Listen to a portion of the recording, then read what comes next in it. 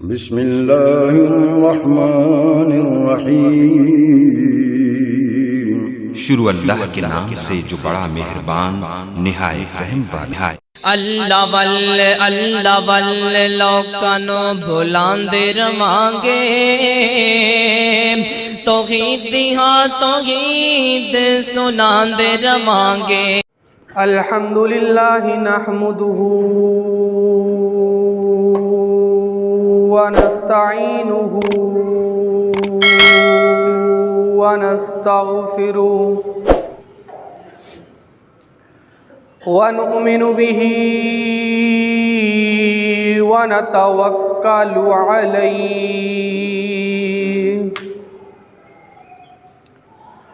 व नऊज़ु बिल्लाहि मिन शुरूरि अंफुसिना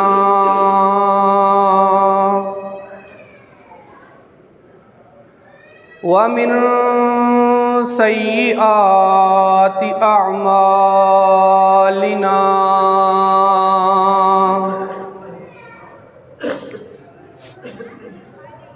मन यहदिहिल्लाहु फला मुज़िल्ल लहु व मन युज़लिल्हु फला हादिय लहु। व नशहदु अल्ला इलाहा इल्लल्लाहु वहदहु ला शरीक लहु व नशहदु अन्न मुहम्मदन अब्दुहु व रसूलुहु।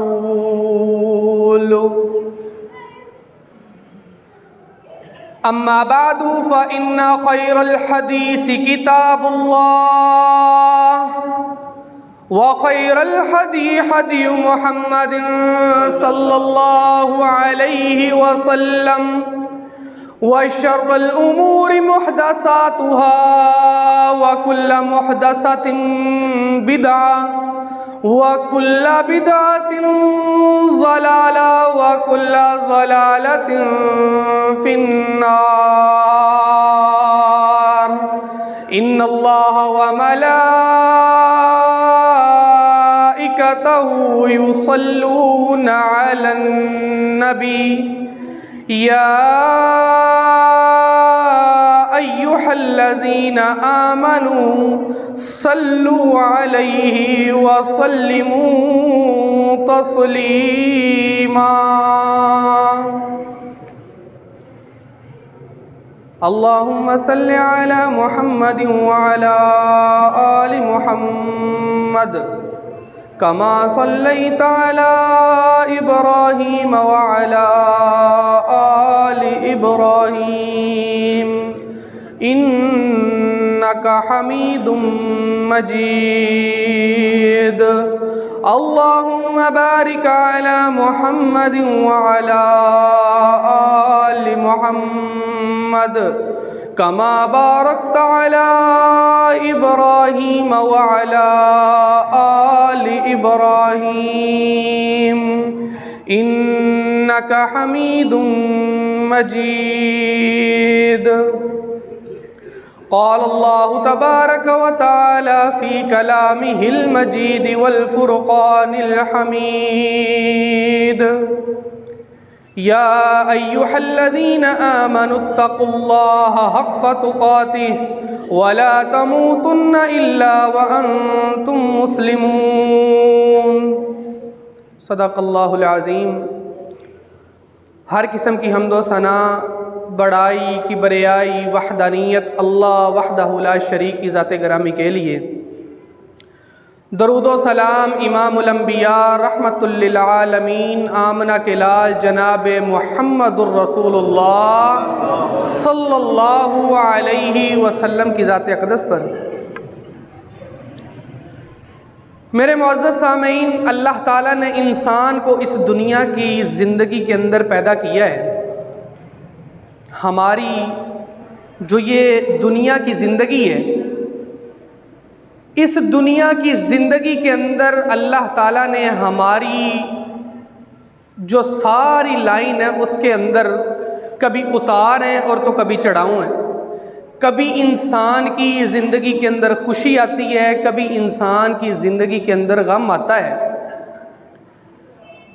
अब हर एक चीज़ के साथ इंसान के दिल के अंदर एक जज्बा आता है।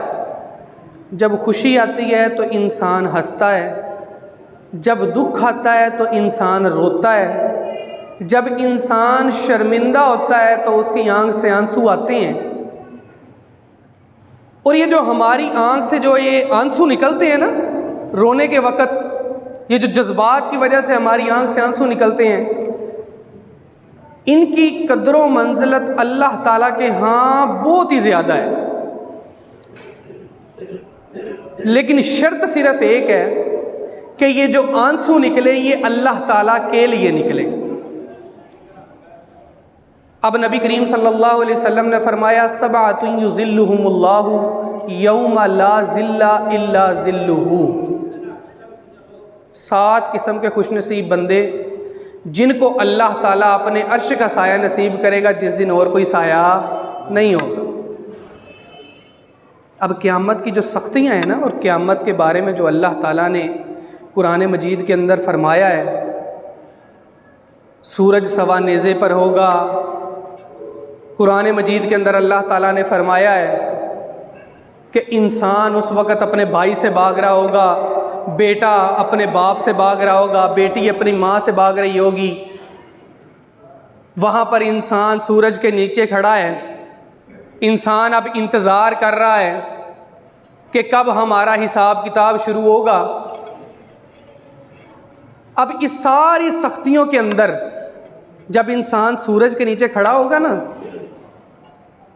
तो इंसान के वो जो खड़ा होने का टाइम है ना, वो मैं आपको समझाना चाहता हूँ। ज़रा समझिएगा कि आम हमारे ये जो दिन है ना, क़यामत वाले दिन इंसान 2 से 3 दिन खड़ा रहेगा अल्लाह ताला के सामने।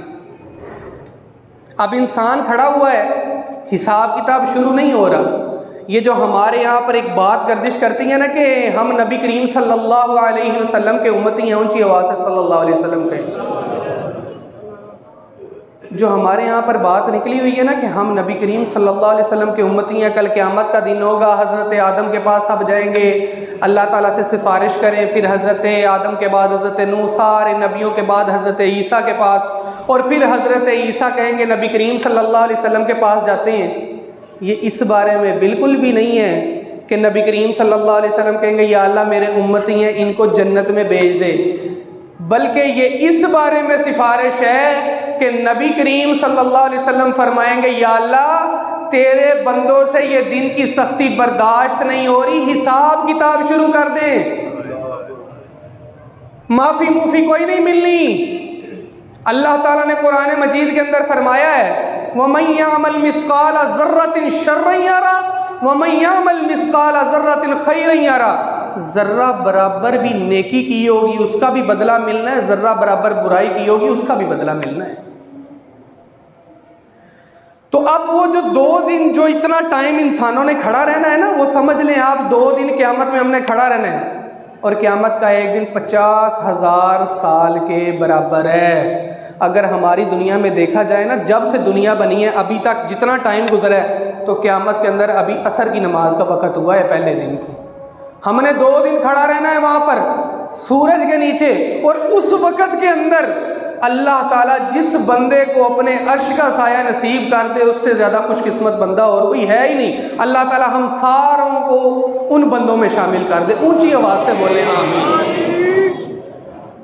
अब वो जो 7 बंदे हैं ना, उनके अंदर नबी करीम सल्लल्लाहु अलैहि वसल्लम ने फरमाया सारों से आखिर पे जो बंदा है ना, वो बंदा वो है कि जो अल्लाह ताला के सामने हाथ फैलाए और अपने गुनाहों की नदामत की वजह से उसकी आंख से मक्खी के सर जितना आंसू निकल आए, अल्लाह ताला कल क़यामत वाले दिन उसको अपने अर्श का साया नसीब कर दे।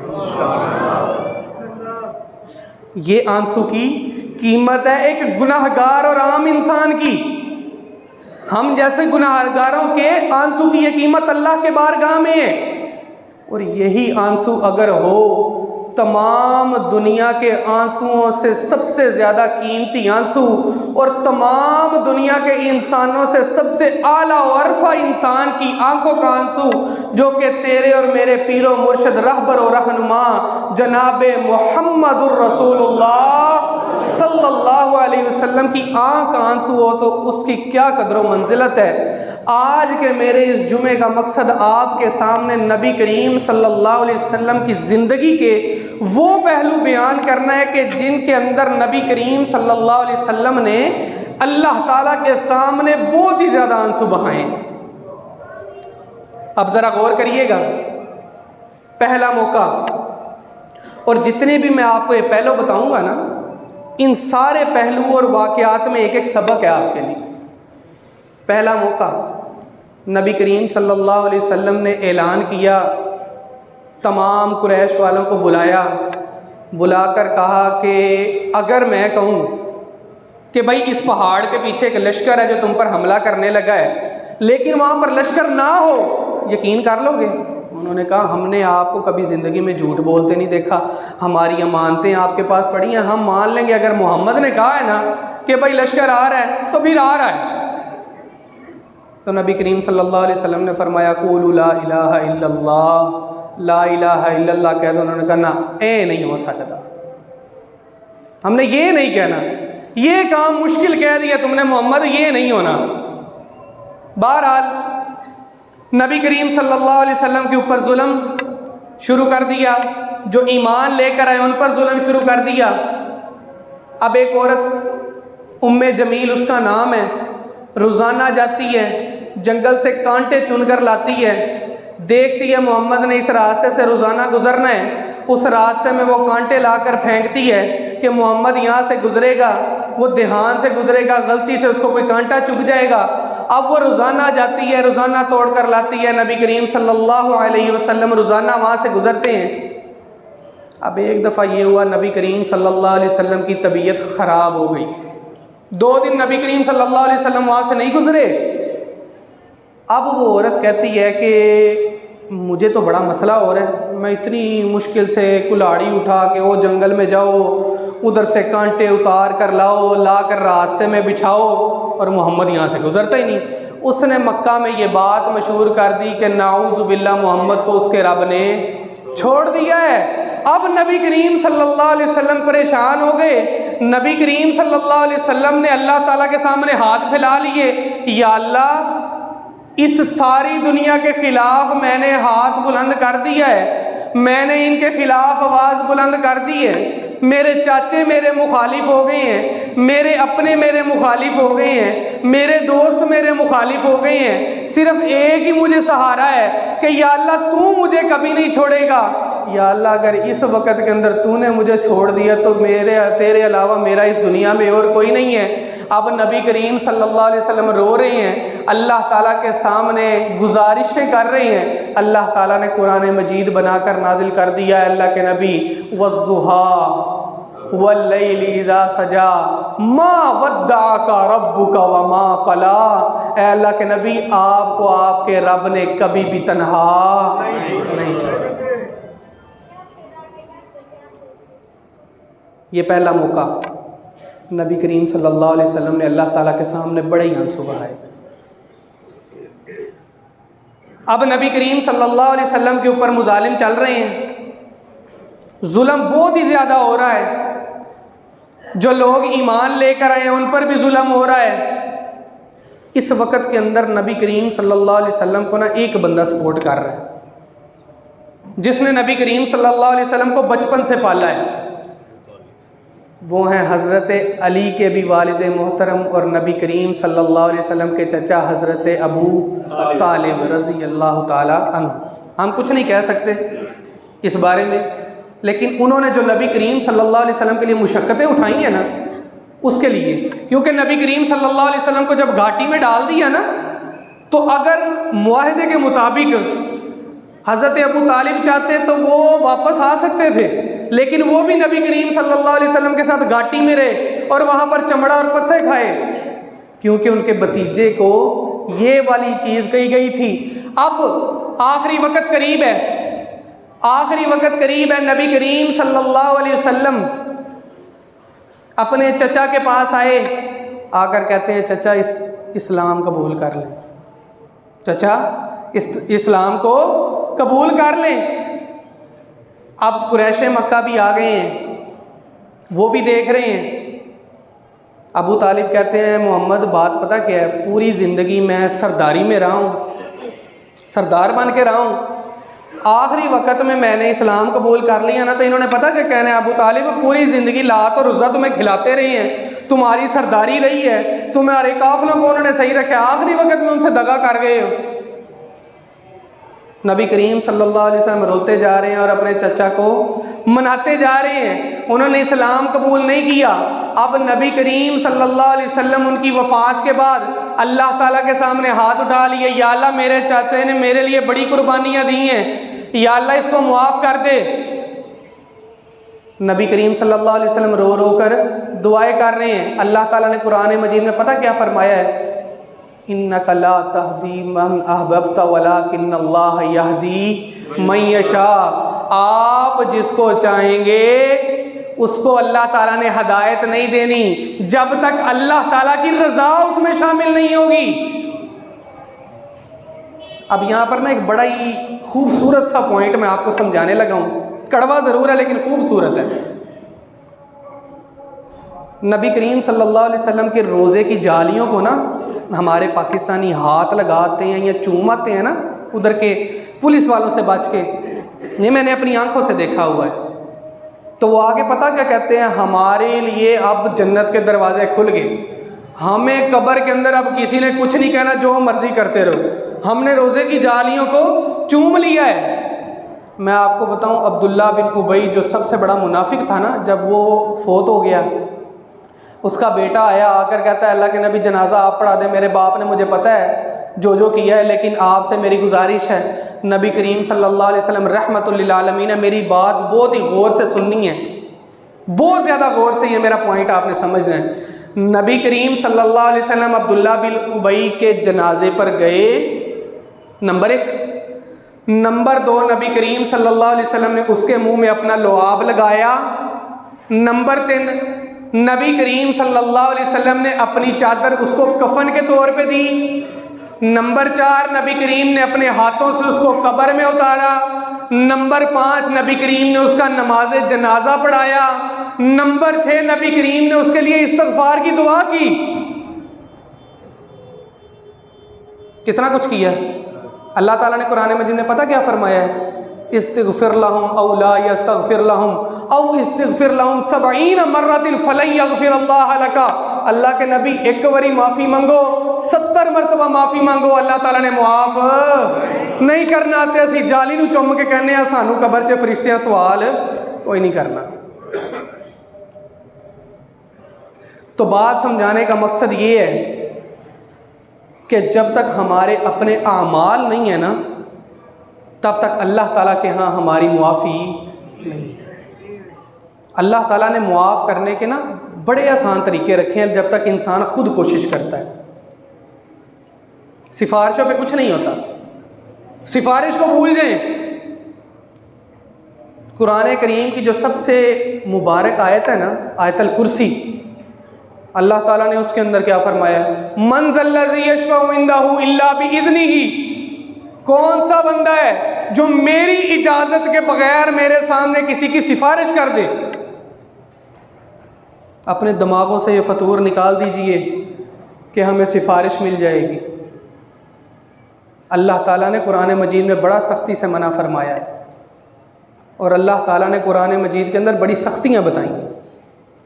लेकिन नबी करीम सल्लल्लाहु अलैहि वसल्लम ने फरमाया, इन्नल्लाह हय्युन करीमुन यस्तही मिन अब्दिही अन यरुद्दहु सुफ़रान इज़ा रफ़अ यदहु। अल्लाह ताला बड़े ही शर्म वाला है, अपने बंदे से तब शर्म खाता है जब वो उसके सामने हाथ फैलाए और वो उसके हाथों को खाली हाथ वापस मोड़ दे।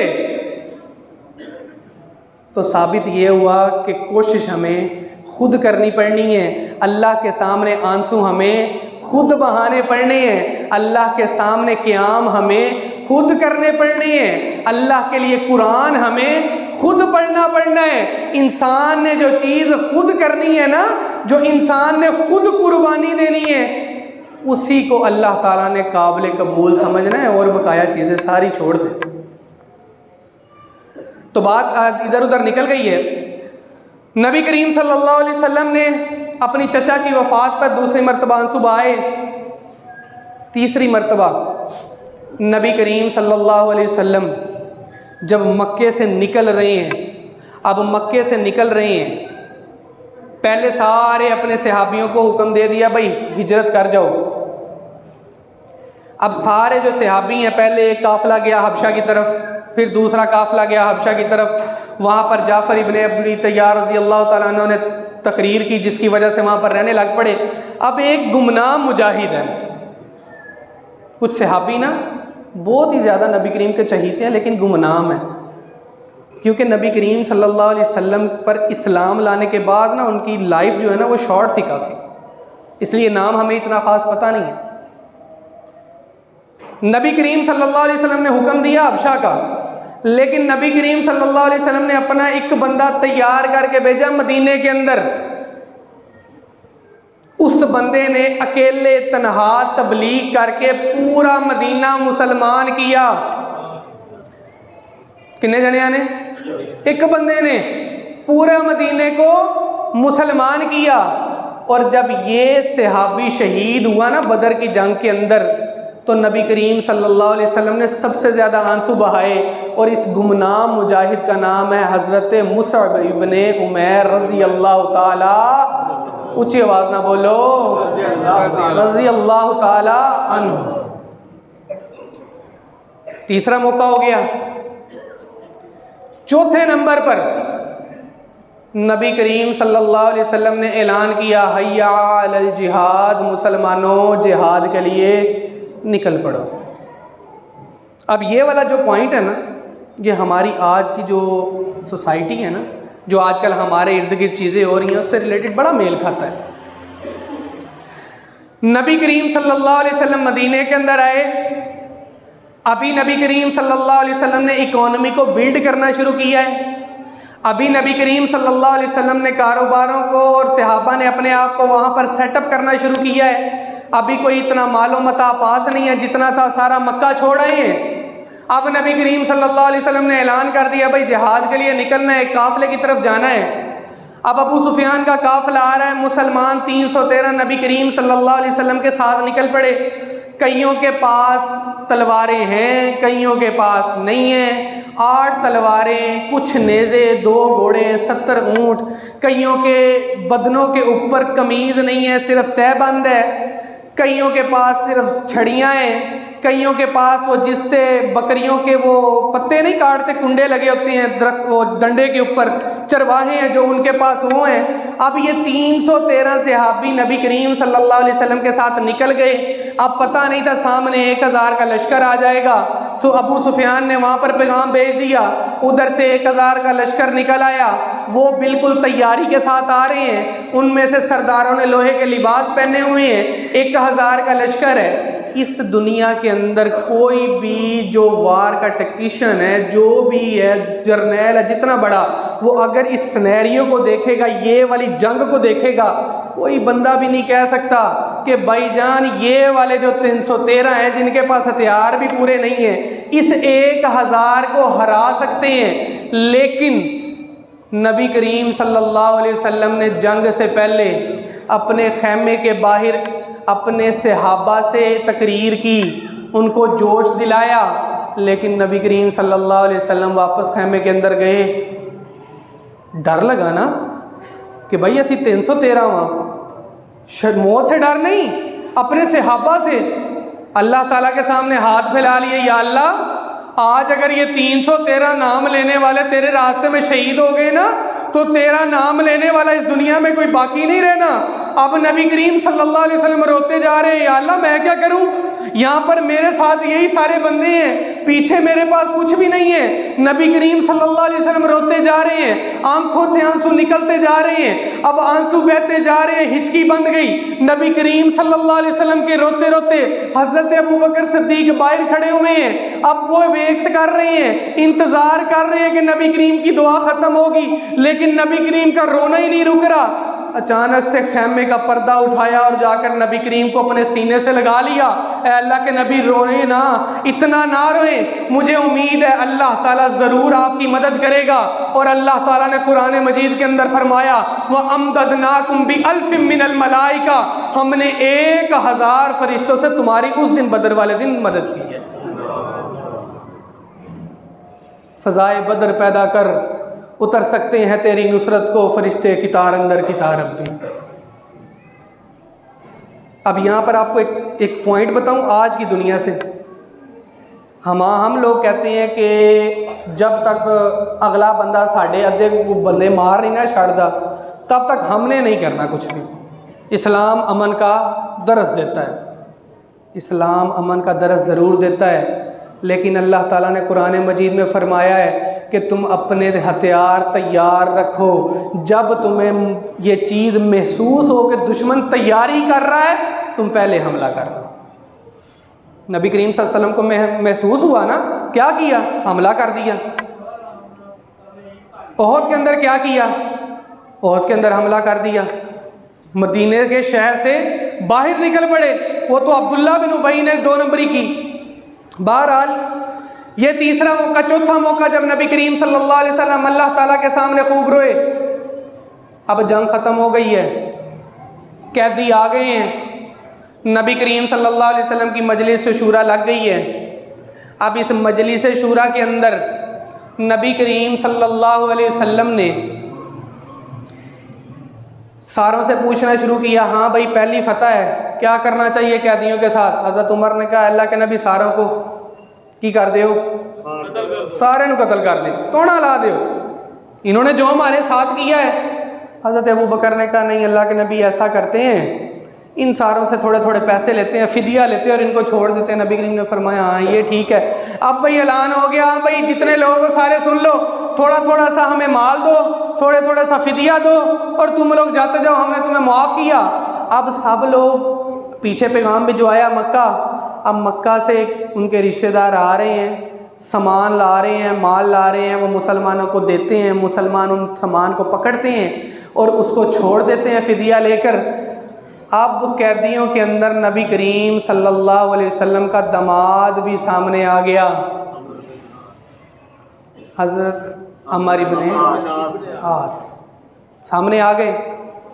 अब सामने जब आ गए, नबी करीम सल्लल्लाहु अलैहि वसल्लम ने जब उनको देखा, हाँ भाई तुम अपने साथ क्या लेकर आए हो, उन्होंने नबी करीम सल्लल्लाहु अलैहि वसल्लम के सामने जो चीज़ की ना, नबी करीम सल्लल्लाहु अलैहि वसल्लम की आंखों से आंसू निकल पड़े।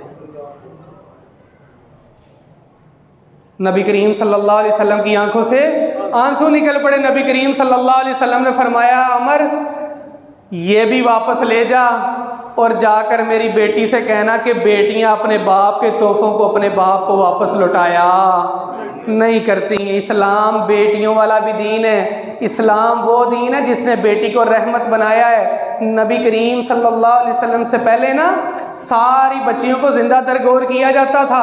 एक सहाबी ने आकर कहा था, अल्लाह के नबी इस्लाम कबूल करना चाहता हूँ, अपनी बच्ची को ज़िंदा दरगोर किया हुआ है, मुझे लगता है मेरी मुआफ़ी नहीं होनी। नबी करीम सल्लल्लाहु अलैहि वसल्लम तब भी बड़ा रोए थे। तो बता ये रहा हूँ कि इस्लाम ने बेटियों की अज़मत को बुलंद किया है, लेकिन आज की हमारी सोसाइटी में कुछ बेशरम औरतें चौकों के अंदर खड़े होकर इस्लाम के ख़िलाफ़ बैनर पकड़ रही हैं कि हमें इस्लाम से आज़ादी चाहिए। मैं ये कहता हूँ कि वो ज़माना जाहलियत वाली अगर तौर तरीके अभी चले आते तो तुम लोगों को वहाँ पर ज़िंदा दरगोर किया जाता। इस्लाम ने तो तुम्हें यहाँ पर छुड़ाया है। नबी करीम सल्लल्लाहु अलैहि वसल्लम ने अपनी बेटी के लिए वो जो तोहफ़ा था दिया था ना, अपना एक हार नबी करीम सल्लल्लाहु अलैहि वसल्लम ने दिया था, वही हार जब वो लेकर आया ना तो नबी करीम ने फरमाया कि मेरी बेटी को जाकर ये वापस कर देना और उसको कहना कि बाप के तोहफे को बाप को वापस नहीं किया जाता। ये 5वां मौका जब नबी करीम सल्लल्लाहु अलैहि वसल्लम अल्लाह ताला के सामने बहुत ज़्यादा रोए। अब बदर ख़त्म हो गई है, अब आपके सामने एक पॉइंट रखने लगा हूँ, एक आपको बात बताने लगा हूँ। जब मुसलमानों पर हो रहा था ना जुल्म मक्का के अंदर, एक दफ़ा नबी करीम सल्लल्लाहु अलैहि वसल्लम अपने सहाबा के साथ निकले, हरम के अंदर आए। हरम के अंदर आकर नबी करीम सल्लल्लाहु अलैहि वसल्लम ने अल्लाह ताला की तबलीग शुरू कर दी। मक्का वालों ने इकट्ठे होकर पत्थर मारने शुरू कर दिए। जो चीज़ हाथ में आ रही है मारी जा रही है, जिसके हाथ में डंडा आ रहा है वो उससे मार रहा है। अब मार रहे हैं सब लोग, अचानक दूर से एक घोड़ा भागता हुआ आ रहा है। वो घोड़े वाला सवार उतरता है, सबको पता है वो कौन है। अब वो घोड़े वाला सवार नीचे उतरता है, अपने मुंह से नकाब उतारता है, नबी करीम सल्लल्लाहु अलैहि वसल्लम के पास जाता है, उनके चेहरे को हाथ लगाता है तो लहू हाथ पे लग जाता है। अब वो बंदा इस्लाम अभी कबूल नहीं किया, लेकिन उस बंदे ने जब अपने भतीजे का ये हाल देखा तो सारे जो वहाँ पर लोग थे उनमें से जो सरदार अबू जाहल था उसके मुंह पर थप्पड़ मारा और थप्पड़ मार कर बोला क्या कि आज के बाद अगर किसी ने अपनी बीवी को, बेवा और बच्चों को यतीम करना है, आओ मोहम्मद को हाथ लगा कर दिखाओ। ऐसी जुर्रत और दलेरी।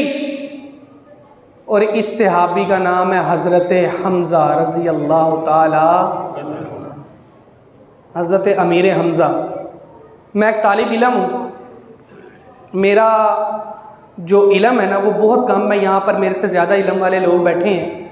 मेरी राय, मैं अपनी राय बयान कर रहा हूँ, गलत भी हो सकती है। मेरी राय ये है, मेरे मुताबिक नबी करीम सल्लल्लाहु अलैहि वसल्लम ने ना मदीने में आने के बाद हज़रत अमीर हमज़ा को तकरीबन सरदारी दे दी हुई थी।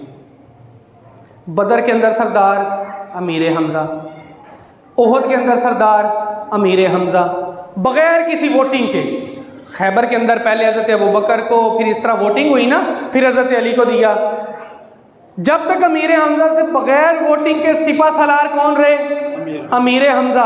और मेरी नाकिस राय ये है, अगर अमीर हमज़ा ओहद की जंग के अंदर शहीद ना होते तो ओहद से लेकर नबी करीम सल्लल्लाहु अलैहि वसल्लम की वफ़ात तक तमाम लश्करों के सरदार किसने होना था? अमीर हमज़ा ने। और मैं ये समझता हूँ कि शायद इस्लाम का पहला खलीफा भी अमीर हमज़ा होते।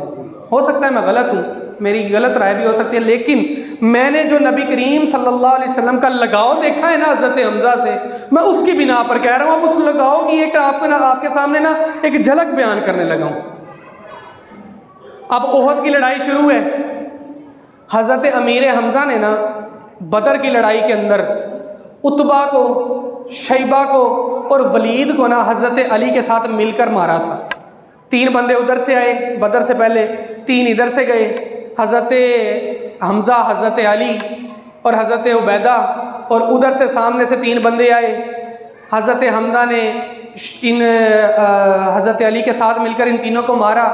अब ये जो तीनों है ना, उतबा की बेटी का नाम हिंद है और हिंद का पति है अबू सुफियान, जो कि मक्का का क्या है? सरदार।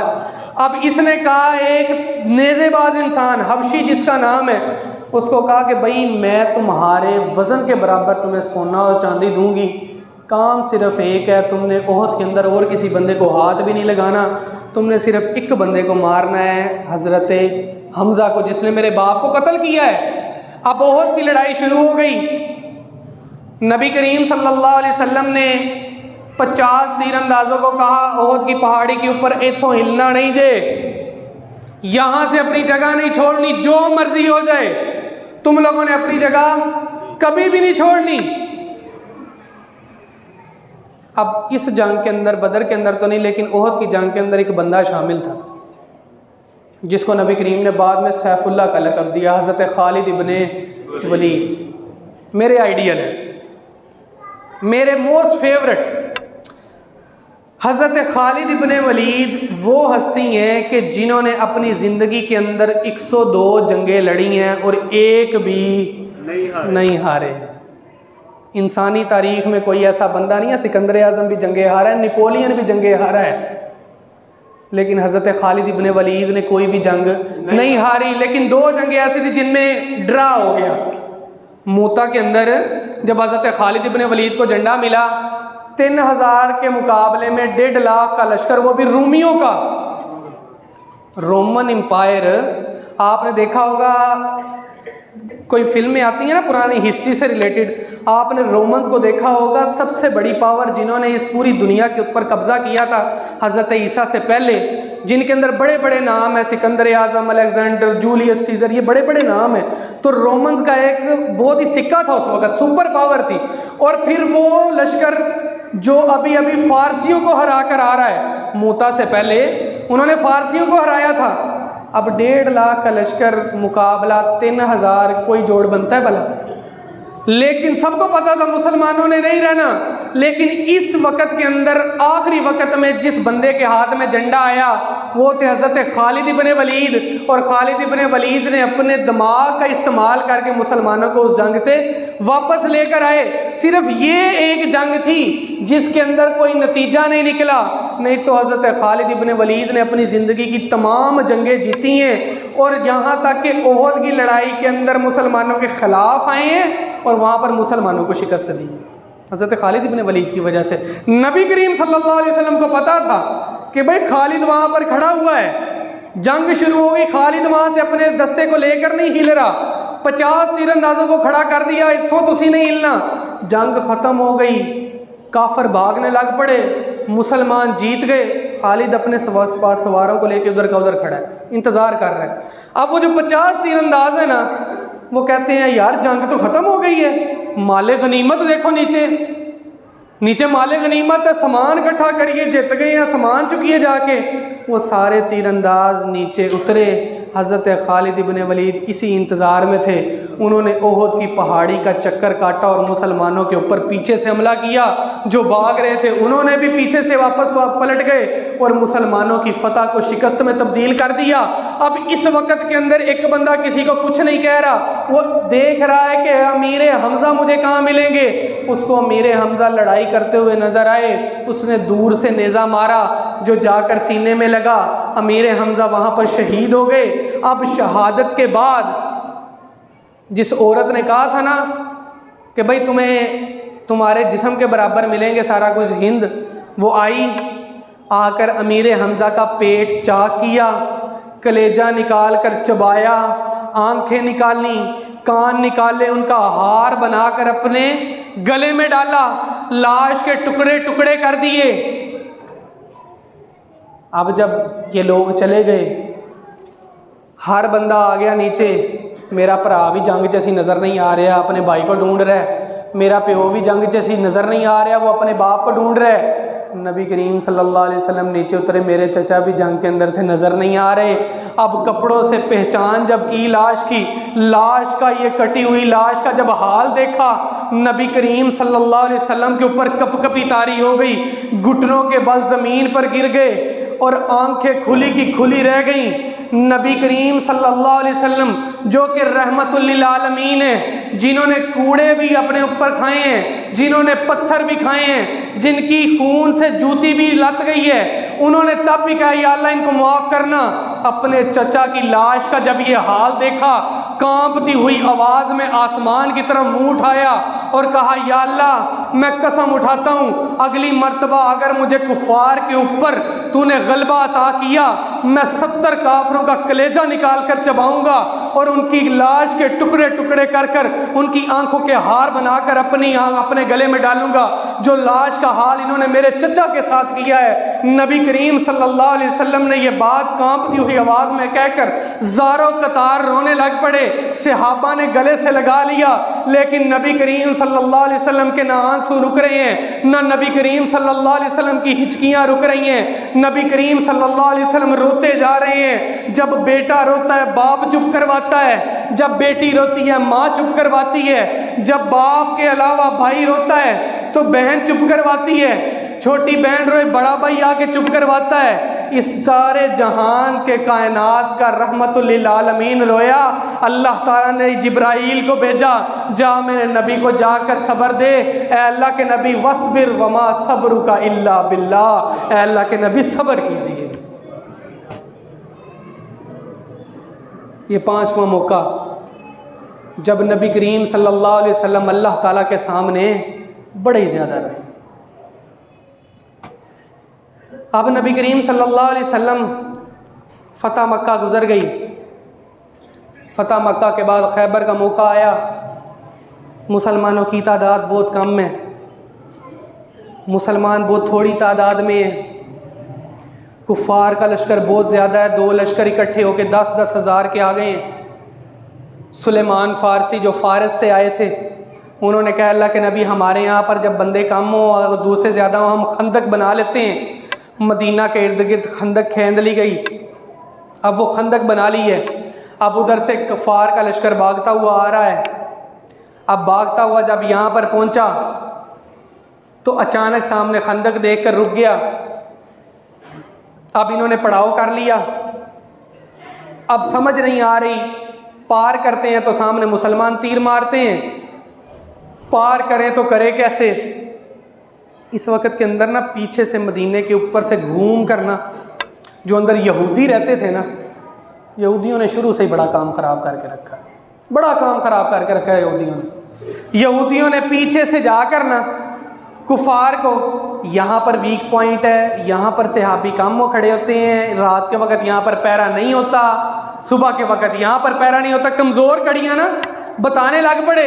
अब नबी करीम सल्लल्लाहु अलैहि वसल्लम को पता चल गया। उन्होंने कहा अंदर से भी हम तंग करते हैं, वो अंदर से भी मुसलमानों को तंग कर रहे हैं।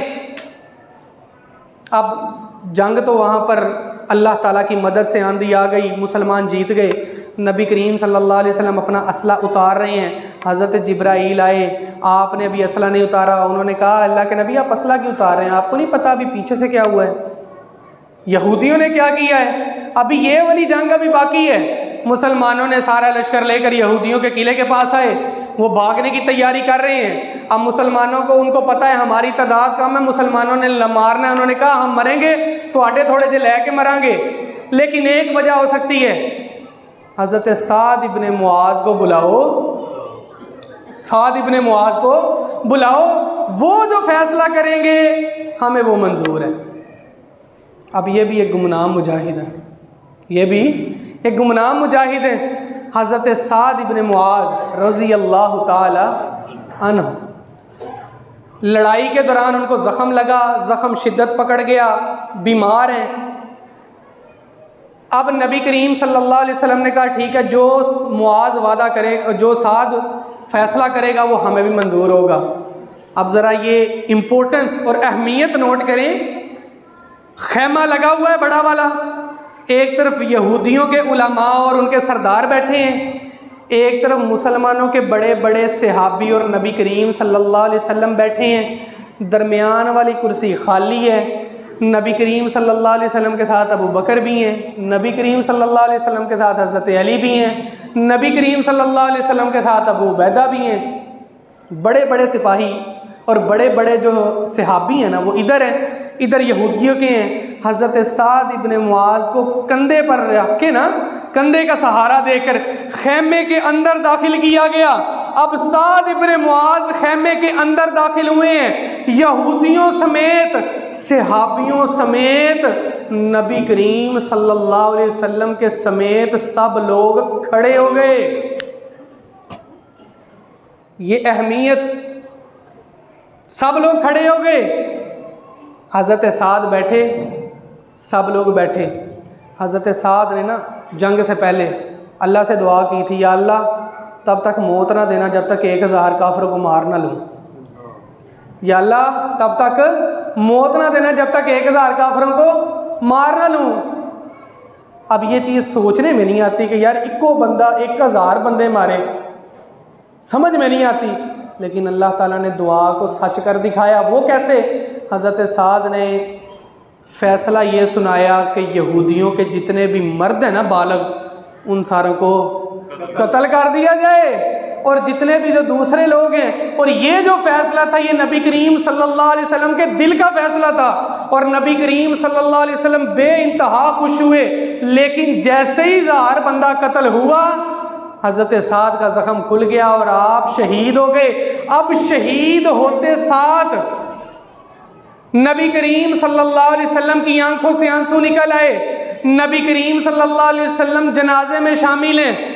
नबी करीम सल्लल्लाहु अलैहि वसल्लम ने जनाजे के बाद फरमाया, साद की मौत ने अल्लाह ताला के अर्श को भी हिला दिया है, और मैं साद के जनाजे में पाँव उठा उठा कर चल रहा हूँ, क्योंकि अल्लाह ताला ने सारे फरिश्तों को साद के जनाजे में शरीक होने के लिए भेज दिया है। अल्लाह ताला ने ना जो नबी करीम सल्लल्लाहु अलैहि वसल्लम को हीरे दिए ना, हीरे, ये हीरे हैं सारे के सारे। हज़रत अली को जब पता चला ना फ़तह मक्का के वक़्त, नबी करीम निकल गए कि भाई अली तुमने ये सारी अमानतें वापस करके आना है, सारी अमानतें लोगों की।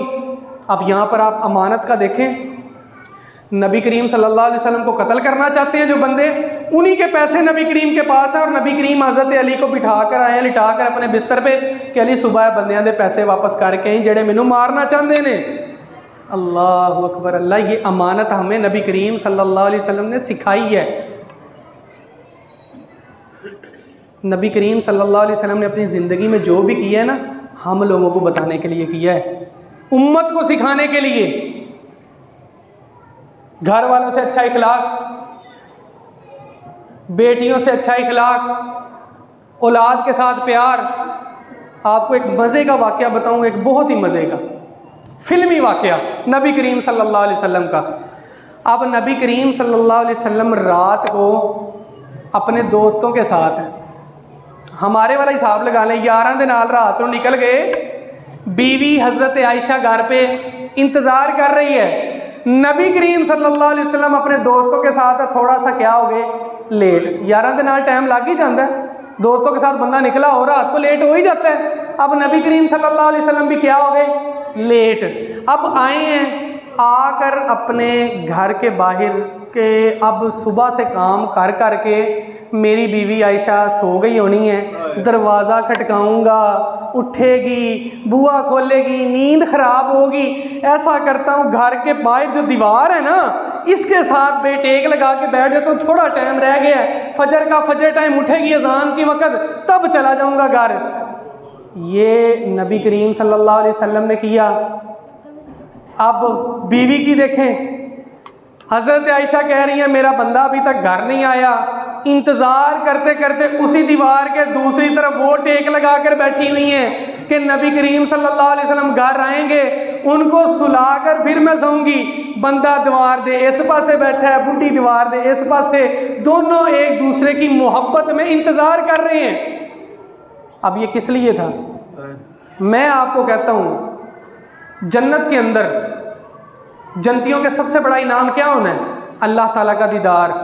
जिस बंदे ने अल्लाह ताला का दीदार किया हो, उसे दुनिया की औरतों की हाजत हो सकती है भला?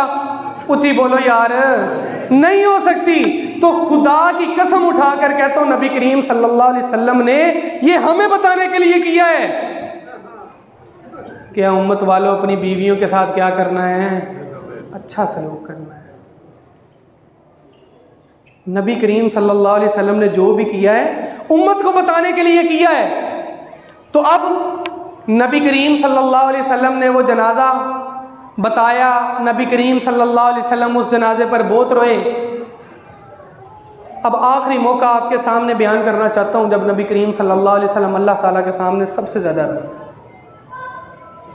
एक सहाबी आया, आकर कहता है अल्लाह के नबी मेरे से गुनाह हो गया है, मैं इस्लाम कबूल करना चाहता हूँ, लेकिन मेरे से ना बहुत बड़ा गुनाह हुआ है, मुझे लगता है मेरी माफ़ी कोई नहीं होनी।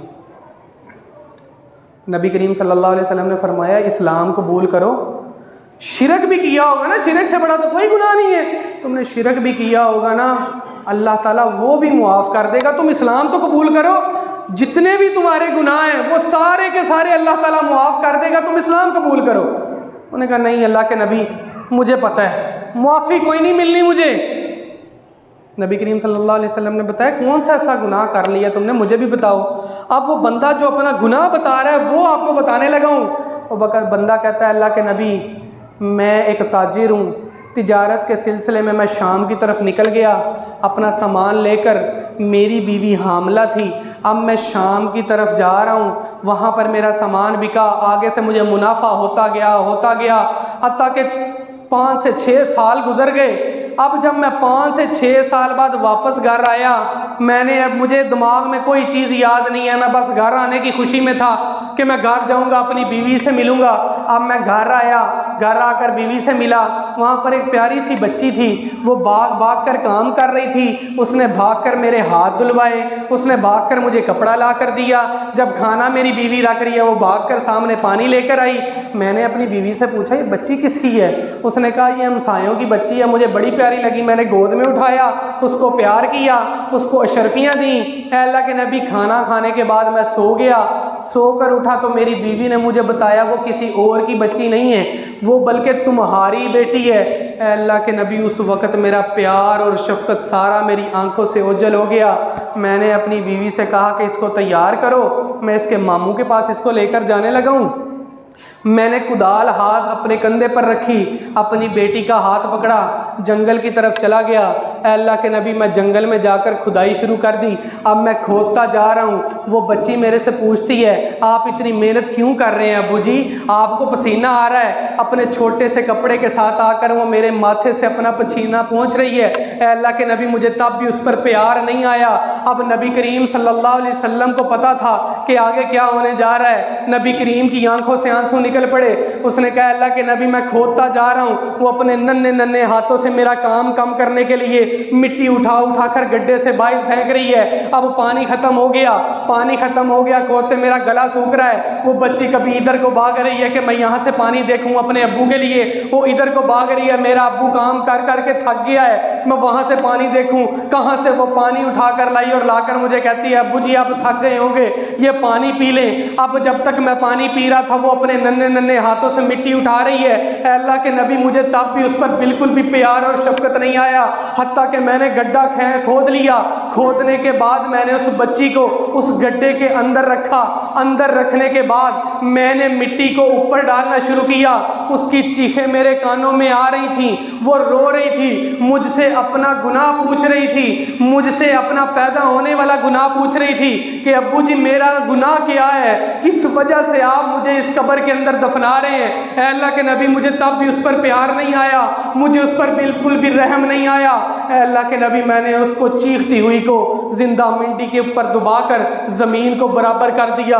उसकी चीखें आज भी मेरे कानों में आती हैं। बंदे ने ये वाक़या बताकर जब आंखें उठाई तो नबी करीम सल्लल्लाहु अलैहि वसल्लम के चेहरे से इतने ज़्यादा आंसू निकल रहे थे कि दाढ़ी मुबारक भी तर हो गई और आंसू नीचे ज़मीन पर गिर रहे थे। और नबी करीम सल्लल्लाहु अलैहि वसल्लम से ये बोला भी नहीं था जा रहा कि जाओ इस्लाम कबूल करो, इस्लाम तुम्हारा ये गुनाह भी मुआफ़ कर देगा, क्योंकि नबी करीम सल्लल्लाहु अलैहि वसल्लम ने फरमाया अल फातिमा तो मिन्नी, फातिमा मुझसे है, जिसने इसको दुख दिया उसने मुझे दुख दिया, जिसने इसको खुशी पहुंचाई उसने मुझे खुशी पहुंचाई। नबी करीम सल्लल्लाहु अलैहि वसल्लम ने इस्लाम के अंदर बेटियों को बहुत ज़्यादा इज्जत दी है। इस्लाम से पहले औरत का हक भी नहीं था विरासत में। औरत बतौरे माल होती थी कि विरासत के अंदर इसको भी तकसीम करना है। इस्लाम ने आने के बाद जब बच्ची पैदा होती है बेटी के तौर पे उसको रहमत बना दिया। जब वो बच्ची बड़ी हुई भाई की गैरत बना दिया। वो बेटी को जब बेहने का टाइम आया, जिसने अपनी 2 बेटियों को अच्छे तरीके से पढ़ाया लिखाया और ब्याया, नबी करीम ने फरमाया वो जन्नत में मेरे साथ इस तरह होगा। जब वो बड़ी हो गई, माँ बन गई, नबी करीम सल्लल्लाहु अलैहि वसल्लम ने जन्नत को उसके कदमों के नीचे रख दिया। यहाँ तक कि नबी करीम सल्लल्लाहु अलैहि वसल्लम ने फरमाया कि औरत और माँ, इस्लाम के अंदर इंसान के लिए सबसे पहला हक माँ का है, दूसरा भी, तीसरा भी, चौथा बाप का है। तो जब उस आदमी ने ये चीज़ बताई तो नबी करीम सल्लल्लाहु अलैहि वसल्लम इस मौके के ऊपर सबसे ज़्यादा रोए। और ये वो मौके हैं कि जिनके ऊपर नबी करीम सल्लल्लाहु अलैहि वसल्लम अल्लाह ताला के सामने खूब रोए। अल्लाह ताला हमें अपने सामने आंसू बहाने की तौफीक अता फरमाए। व आखिर दावाना अनिल हम्दुलिल्लाहि रब्बिल आलमीन।